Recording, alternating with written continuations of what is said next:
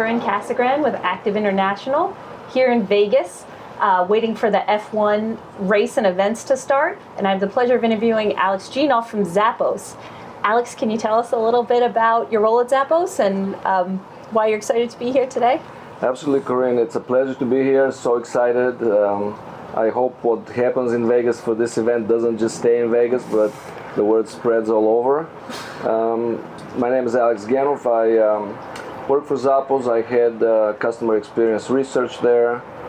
And my role at Zappos is to help the organization understand customers as individuals, as human beings, and not just numbers. So it's no surprise that you landed at Zappos, Alex. You are always been a proponent of customer centricity, but did your PhD in social psychology. Very interested in understanding, getting down to how people tick. So what was that like to land at Zappos and to start doing the work there? Was it something that you had sought out or something you were interested in, or just one of those companies on the short list that you thought, wow, they're getting customer right? A great question, Corrine. It was serendipity, I would say, most of all. But the first time I spoke to somebody from Zappos, I knew it was an extremely unique company, and it was a great place for me and for anyone who likes people and is interested in people. From the very first conversation, everything was unique and different. I was asked, for example, to rate myself on a scale of 1 to 7 how weird I am. And then... and how weird were you? I was maybe about a 6. I didn't want to be too weird, but not completely boring, right? And then what really happened afterwards is when they invited me to come here in person, the invitation came in the form of a poem. Oh wow! So from the recruiter. So that's how it started, and I've been there for 9 years, and great experiences, learned a lot, and it is a one-of-a-kind company. Yeah. Have you been able to, how have you built and structured your team to be able to kind of push on that idea of customer centricity? Sure. I mean, that goes back to the question again of Zappos being Zappos. And when I joined, Tony was leading Zappos, and Tony was a very unique individual, a unique leader, very visionary. And one of his experiments of how we work had to do with self-organization. So he basically did away with the org chart and with titles, and it was all about leading by natural leadership and by example and so on, and having people organize around the work, not organize around people and around titles necessarily. So that made it a very interesting place to work. There were some challenges, of course, but what I really took away from that was to be able to do research across the whole organization, because there weren't those strict silos, those strict territoriality and so on. Right. And so I was able to, when I joined, did a lot of marketing research, customer segmentation research. At the time, we were transitioning our technical stack onto the Amazon systems, and Zappos is an Amazon company. And there wasn't a lot of changes on the website, so there wasn't a ton of need for customer research or user research at the time. So we did a lot of interesting market segmentation and mindset, psychographic segmentation. And working across and collaborating with everyone was so refreshing and so great, because then you can get insights that inform the whole organization. Yeah. Right. It's not just marketing is paying for this research out of their budget, and they own the insights and so on. So that was. It's still that spirit still continues nowadays. Yeah. So not only are you influencing marketing, you also have a say in product, and then maybe are there any other areas that your research and segmentation kind of touches? And all areas. I mean, it's basically customer service. Technology, the websites, and that's the nice thing about collaboration. That's what you learn when you're given a chance to learn and not to be so siloed. Is to everybody wins basically. So then everybody collaborates up front to understand the customer holistically, and then you can have this view of a customer as a complete human being. Right? It's because the same person who calls on the phone and then goes to the website and uses the mobile app and then buys, returns, and so on. And only when you connect all those dots are you going to get a full picture of the customer. Right. And were you nervous? I mean, Zappos has been known for excellent customer service. You were bought by the company in the U.S. that kind of changed the game on operational excellence. Were you nervous that any of that was going to go away, or somehow those two things, operational excellence and a hyper focus on a customer down to a deep understanding of their day and how they're interacting with the product, were it any way, there was any tension there or at odds, or did you find that just keeping your head down and focusing on the customer made all those things better? Yes, that's a very deep question, Corrine. So first of all, I joined Zappos after they joined Amazon. So that was done, and Tony was still leading the company, and all what I recounted for you was happening at that time. We were already an Amazon company. Yeah. So then you can benefit from the technology of this. I mean, Amazon is a fantastic technology company. It's also a customer-obsessed company, and that was, what I heard and read about the joining of the two companies was there was this great fit of, yes, Amazon is a operational excellence company, but it's also a company that really focuses on the customer. It's all about data privacy, security. That's the number one, and then really they're such a huge company that they consist of so many different parts, but what runs across is they also do a lot of customer research. They also do home visits. They also talk to customers. So it's a very diverse company. I mean, Zappos is part of Amazon Fashion, which is the soft lines group, and we're really very well aligned. We collaborate, right? We learn from each other and so on. So. It is. I mean, the Amazon business is a different type of business. Everybody shops on Amazon. Amazon sells everything. Right. Zappos is, as part of that, is more focused. We're about fashion and about clothing, right, which is very personal. And that's where this relevance of understanding, who, for example, would not go and buy clothing and shoes from a store that sells everything else. Right. Exactly. Some people are absolutely fine with that. Some people would not do that. They want boutiques and they want more personal touch. Yeah. So that's the reason for really going beyond the numbers and understanding the psychology of consumers. Right. And I know that some of the things that you talk about in your book are really digging in and understanding the behavioral and psychological motivations behind why people buy. Right. Do you have a few favorite ones that you've uncovered at Zappos of people in their perceptual bubbles and why you ultimately found out and got that aha moment of why they were buying? Yeah, you read the book. Thank you so much. This is the idea of the perceptual bubble, the Umwelt. We all live in our, to some extent in our own little worlds. I have a couple of really favorite examples. That come from, not surprisingly, home visits, which are very personal. It's a very personal type of research where you go, talk to the person, look at the environment. So one of those examples come from research. The first time we did the segmentation research, then we followed it up with home visits, and we did 20 home visits in different parts of the country. And this one visit sticks in my mind. We visited a family in LA. It was a beautiful home near the water, right? We had told them beforehand, think of something that you purchased recently, and we're gonna, let's have the whole family there. We'll have a conversation. So we go there. Mom opens the door, and it's very friendly. Now she's wearing these crocheted shorts, and then when we started the conversation, then her husband was there and two teenage daughters, and we started the conversation. And first I talked to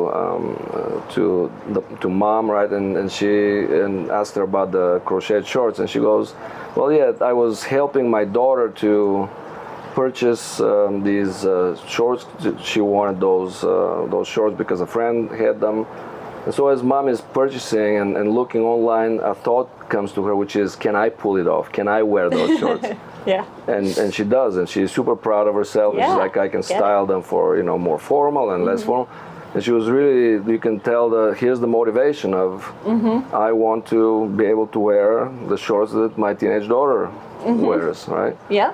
So if you understand that, then imagine the possibilities of marketing and speaking to people. And so she was very excited to talk about it. And then her husband was kind of quiet, kind of eyeing us and with some suspicion. And then I turned to him and go, "Sir, what about you?" And he goes, "Well, I just very, good quality, but shoes, clothing. I usually wear a uniform." "What do you do, sir?" "I'm a policeman." I'm like, "Oh, okay, that explains it." So it was going to be easy to say, okay, to stereotype and say the woman is really interested in fashion, the guy doesn't care about shopping or fashion. But then we had seen some sneakers in the home, and I asked him, "What about sneakers, and are you a runner?" "Oh yeah, I'm very passionate." And he goes on to say, "What about shopping for sneakers?" "Oh, I love that, and I go to these specialty stores and they check my pronation." So he was an avid runner. Yeah. And if we had stopped there and did the stereotypical conclusion, if we hadn't probed a little bit, deeper, so then you start uncovering these layers of people's personalities and motivations and so on. Right, because he probably put in way more thought into those sneakers than his wife ever did. Exactly. And she would have fallen into a bucket that wasn't entirely accurate. That's right. I love that example. That's great. So when you uncover these kind of insights, and they are my insights, my favorite definition of like something that once you say it, once you were talking about it, like it seems obvious, right? Because it's a real truth that you're getting at. Say you have one of those ahas, like what's the next step? What do you do with that? Do you make sure marketing knows, shout it from the rooftops, products, like how do you use your influence to make sure that that's heard throughout the organization and that people it's news that they can use? Well, that's the most important part, Corrine, right? It's making that actionable and putting it to good use. So first is to, document it document the raw data and document the insights. But then it is to make those insights really digestible and visual. When you present to people and you give a spreadsheet, show them a spreadsheet or a bunch of bar charts, and they walk away, you ask them what they remember, they're going to remember probably nothing right out of this. But if you put together the insights and create a visual representation of the main insight, then I think they're going to remember it and communicate it. So that's the idea of using personas for not only for marketing, but for UX, for design, for product, and so on. So that contributed to designing our personas, that out of the research, out of the statistics, we created those personas. And so that went into creating those personas, and also to keep bringing it up every chance you have in terms of when the opportunity arises and people start talking about more relevant communication, then keep bringing up the insights and sharing them very widely. So that's the key, is not to be possessive about it, but to share the insights, and not to care about when somebody then takes that idea and runs with it. Right. So be it. It's great. Unless they get it wrong. Unless they shouldn't get it wrong. Oh, that's great. Okay, so here we are in Vegas at we're waiting for F1 races, and we have a lot of brands and marketers here because this is a hot new audience that a lot of brands and marketers are interested in. It's also growing though. Like even on my plane, there was a lot of very young people that I was surprised by. There were Europeans coming over. There was young people. How do marketers start to make sense of when something's on a growth curve like that and it's a bit of a nascent and fast-growing audience? How do they start to make sense if this is like the right fit for them, and how to message and how to think about and bucket a new growing audience like that? That's an absolutely key question, Corrine, and I think any successful marketer, any successful company should be asking that question. I think the big mistake is to assume, first of all, that everybody is the same, and then to go about marketing as if everybody is the same, which for some industries, for some companies is okay. If you're a product-centric company and you have this amazing product that nobody else has, you have this amazing brand that nobody else comes close to, you can. Your job as a marketer is to spread the word as wide as possible. You need not worry about segmentation in this case necessarily. I mean, take the iPhone, take Apple. I mean, everybody loves Apple, right? And they don't necessarily segment. And then that's why you have these anecdotes about Steve Jobs not liking market research. I think it's not that he doesn't like market research. It's basically he thinks everybody's going to love our product, and then we just spread the word, we announce it, and everybody lines up. Yeah. Which is fine. I mean, I have an Android just to be contrarian. No other there reason. we go. See, okay, so then the same with Google. They're the same way, just they compete. Right? But when you want to be customer centric, and when it's hard to have this brand and this kind of product, and when you want to get the attention and the hearts and minds of consumers, then you need to start understanding that not everybody is the same. And we just, when we spoke before the interview, you mentioned your desire to come to Vegas and have a specific experience, which is relaxing, detoxing, rejuvenating, and so on, which maybe is not the typical experience on the Strip. And we're talking a nightclub. Right. That's not a nightclub. It's the opposite. Right. So nightclub during the day, I can handle that. Exactly. So that's a very relevant mindset for tourism and for hospitality. It's and so the point is to go back to your question. You can segment people in thousands of different ways because people are so complex. You can segment them in terms of demographics, their behaviors, but also their attitudes, their psychographics, their beliefs, their fears, their psychology. Segmenting based on demographics is the simplest, the easiest, but also the least actionable. I would say, I'm not going to use the word the dumbest, but I'll use it for you. All right, because it's really very superficial. If you segment somebody based on age, let's say you want to understand people who come to Vegas based on age, and then you have millennials, Gen Z, millennials. Well, that's based on age.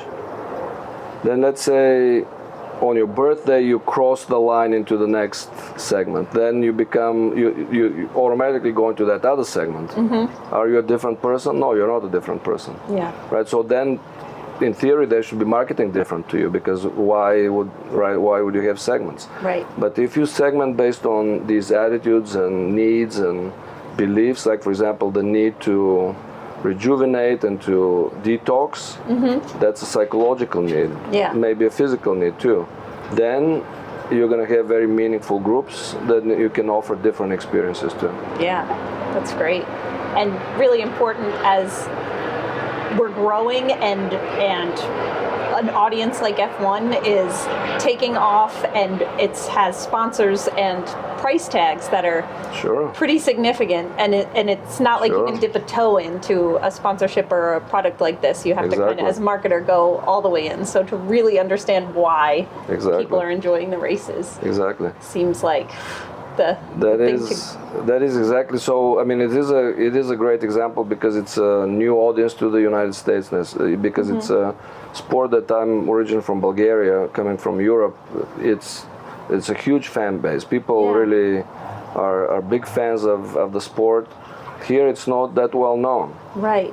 And so that's an exciting opportunity to really understand what is going to attract people to that kind of racing. Something you said, and your perspective on F1 in Europe and F1 here has me wondering. You had said, human brains don't really change that much. We can't catch up. Evolutionarily, it's just hard. We still want the same things. Right.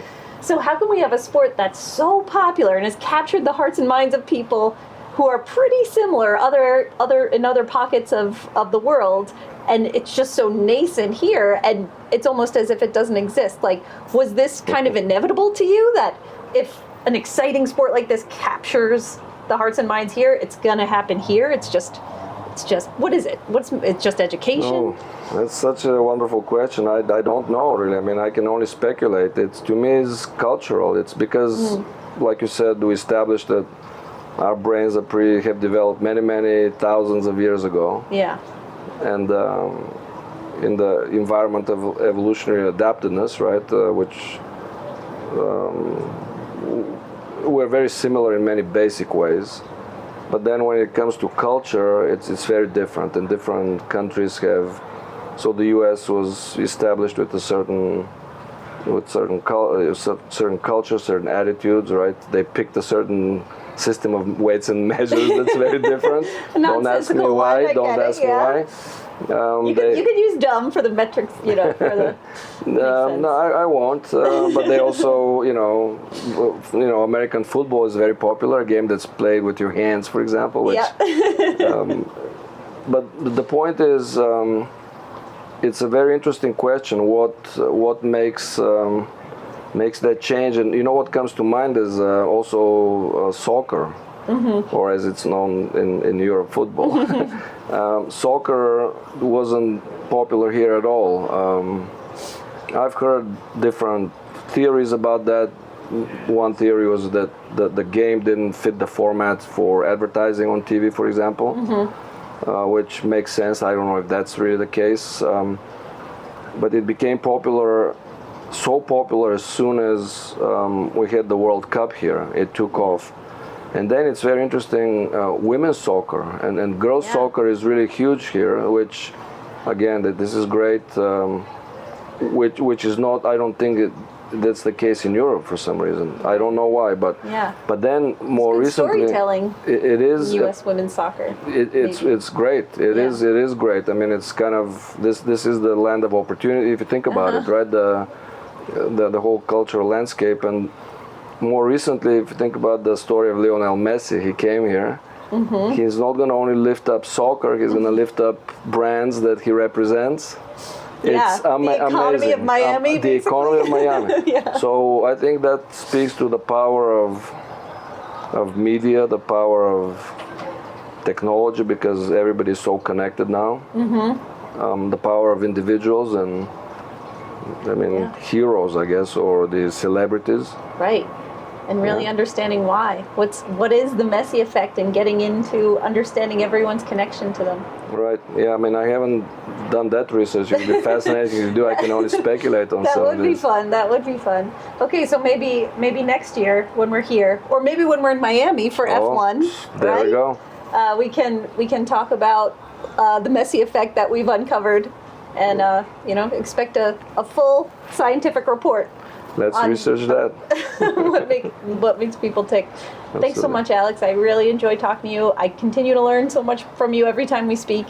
And I'm excited for the rest of the event. Thank you so much, Corrine. Wonderful questions, and it's a great conversation. Thanks.